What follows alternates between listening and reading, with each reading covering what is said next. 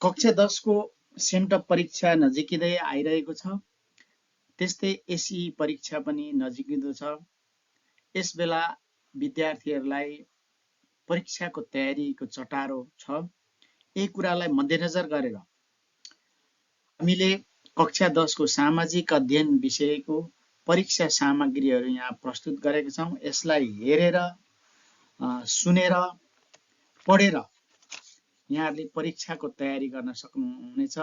र सुरुमा हामीले एकाइ 6 को हाम्रो पृथ्वी युनिटको पाठहरूबाट केही महत्त्वपूर्ण प्रश्नहरू छानेर यहाँ प्रस्तुत तिनका एन्सरहरू प्रस्तुत गरेका छौँ र केही यहाँ बुदागत रूपमा दिएको छ। र विशेष गरेर यो पाठबाट परीक्षामा 2वटा प्रश्न आउनेछन्। जुन हाम्रो पृथ्वी भन्ने एकाइबाट 2वटा प्रश्नहरू आउनेछन् र यो युनिटमा हाम्रो पृथ्वी युनिटमा जम्मा 12वटा पाठ रहेका छन्। ती 12वटा पाठबाट जम्मा 2वटा प्रश्न एसईमा सोधिनेछ। एउटा 4 अङ्कको छोटो प्रश्न आउनेछ भने अर्को 7 अङ्कको लामो प्रश्न आउनेछ। र यो 4 अङ्कको प्रश्नमा एन्सर ठिकै लेख्नुपर्ने हुन्छ र लामो 7 अङ्कको लामो प्रश्न भने भाइ बहिनीहरूले एन्सर अलि लामो लेख्नुपर्ने हुन्छ। त्यही अनुसारको सामग्रीहरू हामीले तयार गरेर प्रस्तुत गरेका छौँ। सुरु गरौँ आजका विषयवस्तुहरू। प्रश्न छ, सामुद्रिक दूरी पानीमा कसरी प्रभाव परेको हुन्छ? कारण र उदाहरण दिनुहोस्। यसको उत्तरमा हावापानीमा प्रभाव पार्ने तत्त्व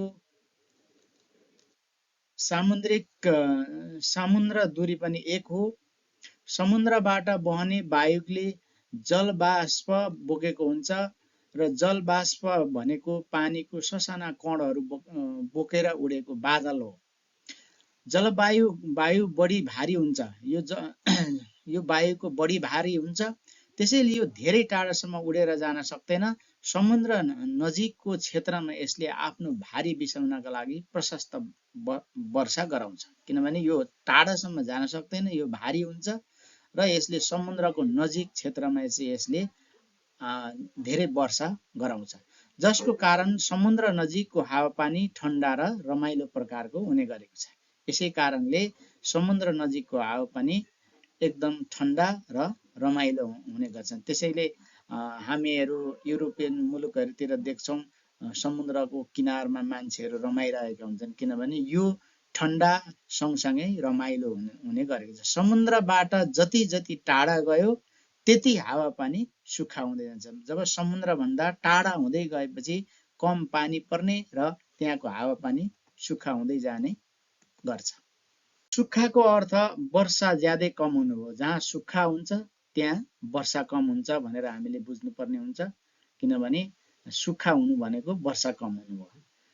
जलबाष्पयुक्त भारी वायु बादल धेरै टाढासम्म पुग्न नसक्ने हुँदा वर्षा हुन नसकेको हो। किनभने त्यो वायु जुन पानी बोकेको वायु हुन्छ त्यो चाहिँ टाढासम्म पुग्न सक्दैन भने समुद्र भन्दा धेरै टाढासम्म पुग्न सक्दैन। समुद्र नजिक वरिपरि मात्र त्यो रहने भएको कारणले त्यही वरिपरि चाहिँ बढी वर्षा हुन्छ, टाढा चाहिँ कम वर्षा हुन्छ। त्यसैले समुद्रभन्दा टाढाका क्षेत्रहरू सुक्खा मरुभूमि जस्तै बन्दछन्।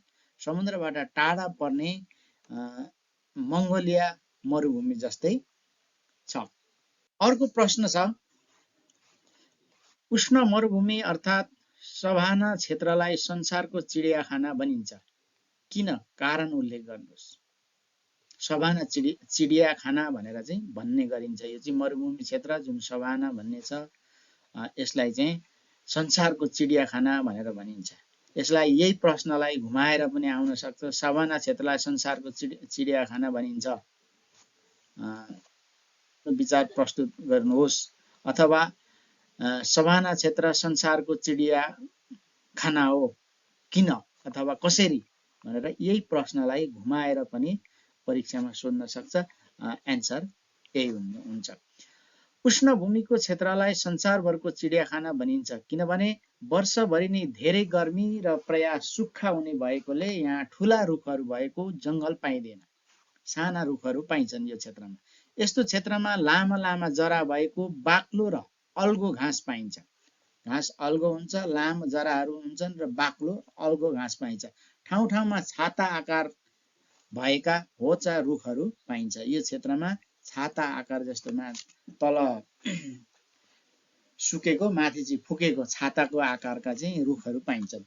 यो घाँसे मैदानमा सिंह, चितुवा, हरिण, मृग, अर्ना, हात्ती, गैंडा, जलगैंडा, गोही लगायतका सयौं प्रजातिका जंगली जनावरहरू पाइन्छन्। यस क्षेत्रमा पाइने जनावर हुन्। शत्रुको आक्रमणबाट बच्नका लागि यहाँका जनावरहरू आफ्नो समूह बनाएर बस्ने गर्छन्। त्यस्तै यो ठाउँमा मानव बस्ती छैन र जंगल पनि कम छ। सुक्खा घाँसे मैदानमा गाडी गुडाउँदै पर्यटकहरूले नजिकबाट यस्ता जनावरहरूलाई अवलोकन गर्न सक्छन्। त्यसकारण यो क्षेत्रलाई संसारको चिडियाघर भनेर पनि चिनिन्छ। यहाँ धेरै प्रकारका चाहिँ जनावरहरू पाइन्छन्। गाडीबाट चाहिँ हेर्नका लागि, त्यो जनावरहरूको चाहिँ अध्ययन गर्नका लागि, उनीहरूको रहन सहन शैली चाहिँ लामो समयसम्म बसेर अध्ययन गर्नका लागि गाडीमा मान्छेहरू आएर पर्यटकहरू हेर्ने गर्छन्। त्यसकारणले पनि यसलाई संसारको चिडियाघर भनेर भनिएको। अफ्रिका महादेशमा मध्य भागमा विशाल घाँसे मैदान रहेको छ। यो घाँसे मैदान केन्या, सुडान, तान्जेनिया, नाइजेरिया आदि देशहरूसम्म फैलिएको पाइन्छ। अब अर्को प्रश्नमा जाउँ। रकी पर्वतमाला पर्यटनको हिसाबले निकै अगाडि हुनुका कारणहरू उल्लेख गर्नुहोस्।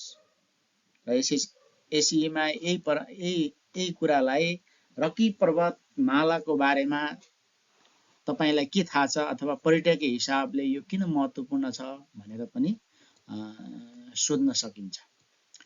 यसको जवाफमा रकी पर्वतमाला पर्यटनको हिसाबले निकै अगाडि हुनुका कारणहरू यहाँ बुदागत रूपमा चाहिँ केही कारणहरू दिएका छन्। यसलाई लामो क्वेसन आयो भने यिनै बुदाहरूलाई समेटिएर हामी भाषामा यसलाई लामो बनाउन सक्छौँ। तर यिनै बुदाहरू, मेन बुदाहरू चाहिँ पर्यटकीय हिसाबले यहाँ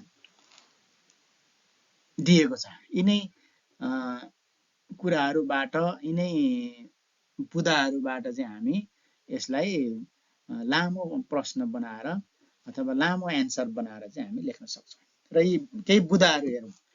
भौगोलिक विविधता र प्राकृतिक सुन्दरताको लागि अति योग्य हुनु, ज्वालामुखी विस्फोटनका दृश्यहरू अवलोकन गर्ने अवसर पाउनु, त्यस्तै यातायात, सञ्चार, विद्युत जस्ता पूर्वाधारको सुविधा उपलब्ध हुनु, सुविधाजनक होटल, बसोबासको लागि होमस्टे तथा सुरक्षा व्यवस्था राम्रो हुनु, राष्ट्रिय निकुञ्जमा अनेकौं जीवजन्तु वनस्पतिहरूको अवलोकन गर्ने अवसर हुनु। यहाँ राष्ट्रिय निकुञ्जमा अनेकौं जीवजन्तु वनस्पतिहरूको अवलोकन गर्ने अवसर पनि पाइन्छ। र यहाँको प्रचार प्रसार र आकर्षक कार्यक्रमहरूले पर्यटकहरूलाई यो क्षेत्रमा तान्नु चाहिँ पर्यटकीय आकर्षण कुराको रूपमा चाहिँ हामी लिने गर्छौँ। यिनै बुदाहरूलाई चाहिँ हामी समेटेर यो रकी पर्वतका विषयमा हामी व्याख्या गर्न सक्छौँ। भूमध्य रेखीय क्षेत्रमा पाइने हावापानी र वनस्पतिका विशेषताहरू लेख्नुहोस्।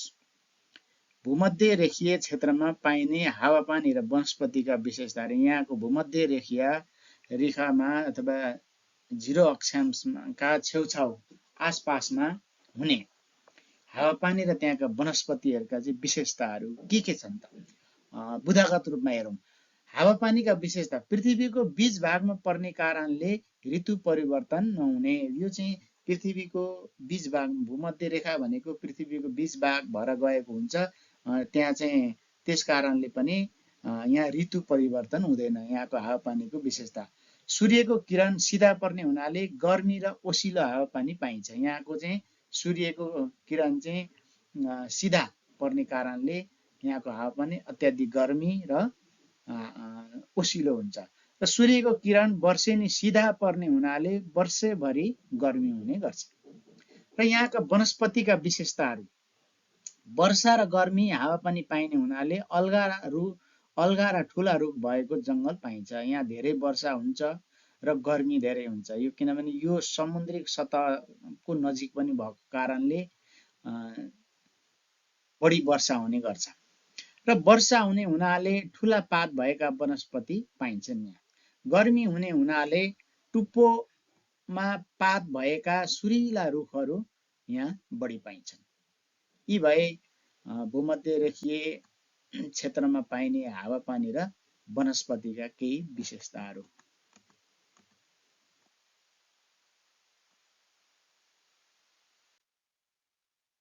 अर्को प्रश्न छ, उत्तर अमेरिकाको आर्थिक अवस्था समृद्ध हुनका कारणहरू उल्लेख गर्नुहोस्। उत्तर अमेरिका आर्थिक रूपमा सबल मानिन्छ।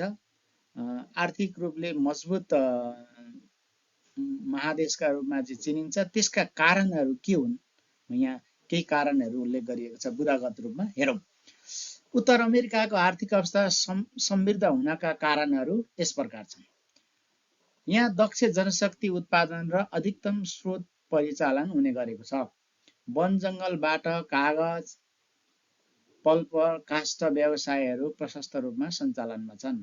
त्यस्तै खनिज उद्योगहरू स्थापना भएका छन्। यहाँ प्रशस्त रूपमा चाहिँ खनिज पदार्थहरू पाइन्छ। कोइला, ग्यास र पेट्रोलको यहाँ पर्याप्त पाइने गर्छ। उद्योगहरू छन्, खानीहरू बढी छन्। दक्ष जनशक्ति उत्पादन र अधिकतम स्रोत परिचालन यी महादेशहरूका देशमा हुने गरेको छ। नोकरी, उद्योग, व्यापार, सेवा, व्यवसाय, खनिज आदि यहाँ प्रशस्त पाइने भएकोले उत्तरी अमेरिकाका आर्थिक रूपमा चाहिँ सबल भएको मानिन्छ। यस्तै दक्षिण अमेरिकाका प्रमुख आर्थिक गतिविधिहरू के हुन् त? त्यस्तै अब यो उत्तरी अमेरिका जस्तै दक्षिण अमेरिकाका चाहिँ आर्थिक गतिविधिहरू के हुन् त? उत्तरी अमेरिकामा बढी खनिज पदार्थ, उद्योग धन्दा, व्यापार व्यवसाय यी त दक्षिण अमेरिकासँग पनि मिल्छन्। बढी चाहिँ खनिजमा चाहिँ उत्तरी अमेरिकाका देशहरूमा चाहिँ बढी पाइने गर्छ खनिज पदार्थहरू। भने दक्षिण अमेरिकाका चाहिँ आर्थिक गतिविधिहरू के हुने गरेका छन् त? हेरौँ, कृषि, उद्योग र पर्यटन व्यवसाय राम्रो फस्टाएका छन्। दक्षिण अमेरिकाका मुलुकहरूमा कृषि, उद्योग र पर्यटन राम्रो फस्टाएका छन्। भेडा पालन यहाँ प्रशस्त हुने गरेको छ। बाख्रा पालन यहाँ प्रशस्त हुने गरेको छ। खनिजमा आधारित उद्योगहरू चाहिँ यहाँ धेरै सञ्चालनमा छन् र यो दक्षिण अमेरिकामा युरोपसँग चाहिँ प्रशस्त व्यापारहरू चाहिँ हुन्छ। कोइला, कफी र उखु यहाँका प्रमुख आर्थिक गतिविधि अन्तर्गत पर्ने गरेका छन्।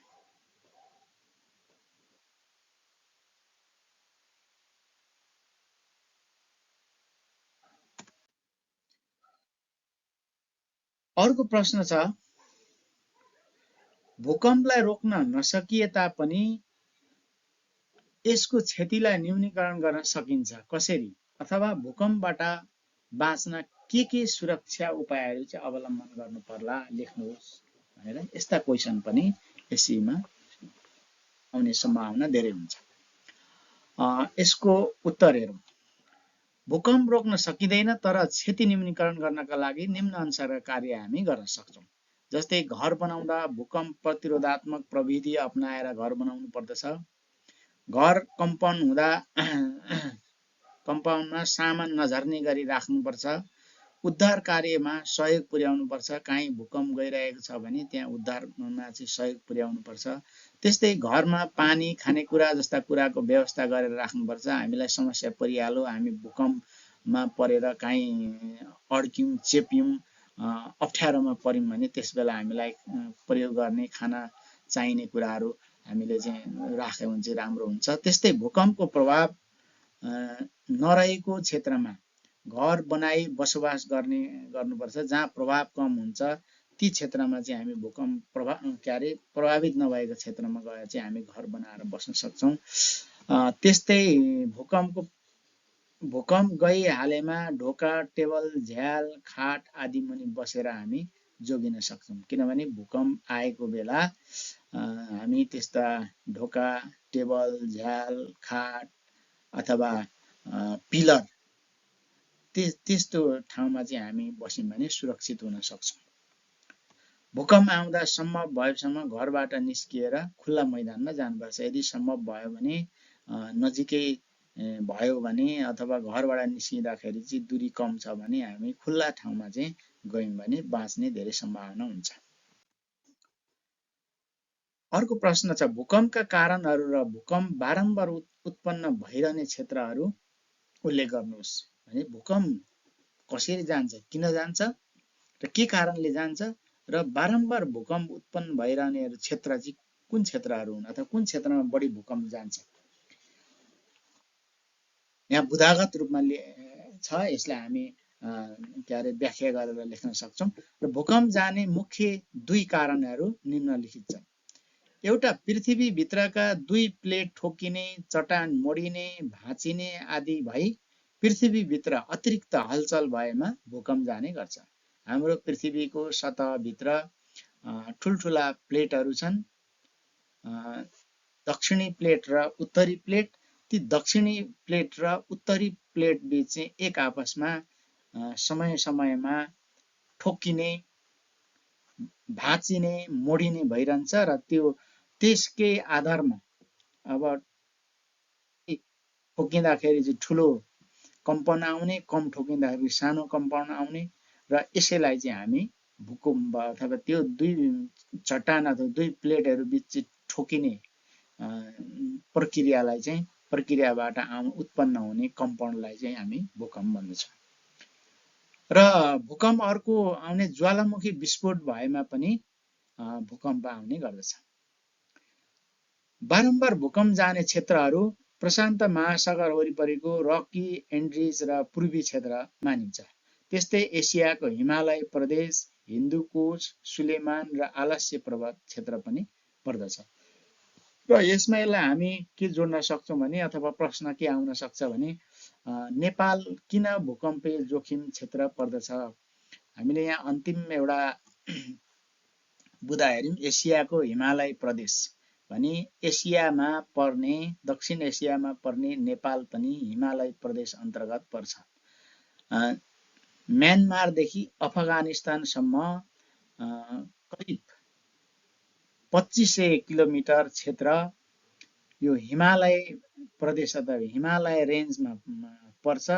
त्यो 2500 किलोमिटर क्षेत्र मध्ये 800 किलोमिटर क्षेत्र चाहिँ नेपालको चाहिँ नेपालभित्र पर्ने भएकोले अथवा त्यो पर्वत श्रृङ्खला पर्ने भएकोले नेपालको उत्तरी क्षेत्रका हिमालय पर्वत क्षेत्रतिरका चाहिँ बढी नेपाल चाहिँ के छ, भूकम्प चाहिँ जोखिम मानिन्छ।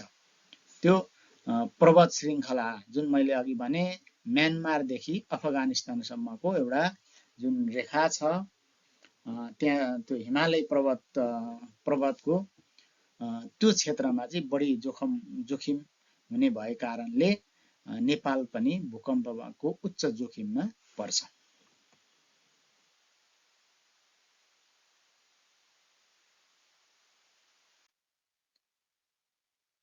अर्को प्रश्न छ, जाडो प्रदेशमा बसोबास गर्ने मानिसको जीवनशैलीमा कसरी परिवर्तन हुँदैछ, विगतको आधारमा प्रश्न पार्नुहोस्। अथवा पहिलेका जाडोमा बस्ने मानिसहरू कसरी बस्थे र अहिले उनीहरूको जीवनशैली कसरी फेरिएको छ भनेर यसलाई कुनै प्रश्न घुमाएर पनि आउन सक्छ। जाडो प्रदेशमा बस्ने पहिलेका मान्छेहरूको जीवन र अहिलेको मान्छेको जीवनको तुलना गर्नुहोस् भनेर पनि आउन सक्छ। यसलाई हामी यसरी एन्सर दिन सक्छौँ। जाडो प्रदेशमा आधुनिकताका कारण बिस्तारै त्यहाँ बसोबास गर्ने मानिसहरूको जीवनशैलीमा परिवर्तन आइरहेको छ। पहिले यहाँका मानिसहरू हिउँका ढिक्का र समुद्री व्हेल माछा र सिलको छालाबाट बनेको पाल घरमा क्रमशः हिउँद र ग्रीष्ममा बस्थे। उनीहरूले खाने व्हेल माछा र सिलको छालामा बनेको पाट घरमा चाहिँ एउटा त्यो व्हेल माछाको र सिलको छालाबाट बनेको घर बनाएर चाहिँ बस्थे, जुन चाहिँ हावा नछिर्ने बनाएर हिउँद र ग्रीष्ममा बस्थे। तर आजभोलि आधुनिक पक्की घरमा बस्छन्। तर अहिले त्यो पहिलेको जस्तो जमाना छैन। त्यहाँ अहिले आधुनिक पक्की घर बनिसके, सिमेन्टेड घरहरू बनिसके। खानालाई सधैँ समस्या हुन्थ्यो, त्यस बेला खानालाई सधैँ समस्या हुन्थ्यो। तिनै व्हेल माछाहरू मारेर, सिल माछाहरू मारेर खाने गर्थे। जङ्गली जनावर र समुद्री जीवहरूको शिकारबाट उनीहरूको गुजारा टर्थ्यो। तर अहिले ती जङ्गली जनावरहरू र समुद्री जीवहरू मात्रै त्यहाँ खानु पर्दैन। अहिले के अरे खेती गरेर आफै उद्योग धन्दाहरू खोलेर उपार्जनहरू गर्न सक्छन् अथवा गरिरहेका छन् र उनीहरूले गुजारा टारिरहेका छन्। यहाँ अन्य स्थानमा उत्पादित खानेकुराहरूको पसल स्टोरहरू चाहिँ उपलब्ध छन्। त्यहाँ कुनै खानेकुराहरू उत्पादन नभए पनि अन्य ठाउँबाट अन्यत्र देशबाट आयात गरी खानेकुराहरू चाहिँ खान पाइन्छ र जीवन पहिले भन्दा धेरै सुखद र सजिलो भएको छ। भने जाडो प्रदेशमा पहिले जति त्यहाँको जीवन दुःखद अथवा एकदम पीडादायी थियो, अहिले सुखद र सजिलो छ। अझ सञ्चार र विकासका पूर्वाधारहरूको कारणले यो ठाउँ धेरै विकसित भएको छ र यहाँका मान्छेको जीवनशैली विगतमा भन्दा क्रमशः फेरिएर गएको छ। भने अँध्यारोबाट यहाँका मान्छेको जीवनशैली अँध्यारोबाट उज्यालोतर्फ गइरहेको छ। र यो कहिलेकाहीँ नेपालमा कहिले कहिले भूकम्पहरू गए, नेपालमा गएका भूकम्पहरूको ठुला भूकम्पहरूको सूची बनाउनुहोस् भनेर पनि प्रश्न आउन सक्छ। यो नेपालमा भूकम्पहरू त धेरै गएका छन्, तर अत्याधिक धेरै क्षति भएका भूकम्पहरूको चाहिँ हामी सूची बनाउन सक्छौँ। यसमा पनि कति मार्कको सोध्या हुन्छ, 4 मार्क अथवा 7 मार्कको, त्यही अनुसार चाहिँ हामी एन्सर दिन सक्छौँ। केही सूचीहरू हेरौँ ठुला भूकम्पहरूको नेपालमा। विक्रम सम्वत 1310 असार शुक्ल तृतीय सोमबार राजा अभय मल्लको शासनकालमा काठमाडौँमा भएको करिब 7.7 रेक्टर स्केलको भूकम्प हालसम्म नेपालमा अभिलेख प्राप्त भूकम्प मध्ये पहिलो प्रमाण मानिन्छ। भने चाहिँ त्यहाँभन्दा अगाडि पनि भूकम्प गए, तर अभिलेख रहेको भूकम्प चाहिँ 7.7 रेक्टर स्केलको 1310 मा, जुन बेला मल्लहरूले चाहिँ त्यहाँ शासन गर्थे, भने त्यस बेला रेकर्ड भएको छ। त्यस्तै विक्रम सम्वत 1316 मा राजा जयदेवको पालामा गएको भूकम्पका कारण अपार जनधनको क्षति भएको र भोकमरी लागेको इतिहास पाइन्छ। त्यसपछि विक्रम सम्वत 1464 भाद्र शुक्ल द्वादशीका दिन आएको भूकम्पबाट ठूलो संख्यामा जनधनको क्षति भएको इतिहास पाइन्छ। त्यसपछि विक्रम सम्वत 1891 मा अनुसार असार र असोजका विभिन्न दिन गएका भूकम्पहरूले पनि धेरै नोक्सानी गरेको इतिहास पाइन्छ।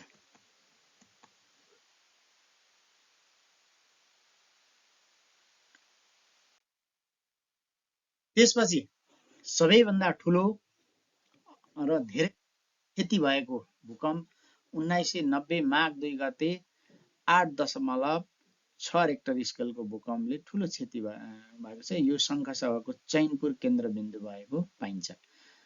त्यसपछि विक्रम सम्वत 2045 साल भदौ 5 गते सोमबार बिहान 4 बजेको समयमा धरान केन्द्रबिन्दु भएर गएको भूकम्पबाट ठुलो नोक्सानी भएको थियो। त्यसबेला धरान चाहिँ तहस नहस भएका थिए, धेरै जनधनको क्षति भएको थियो।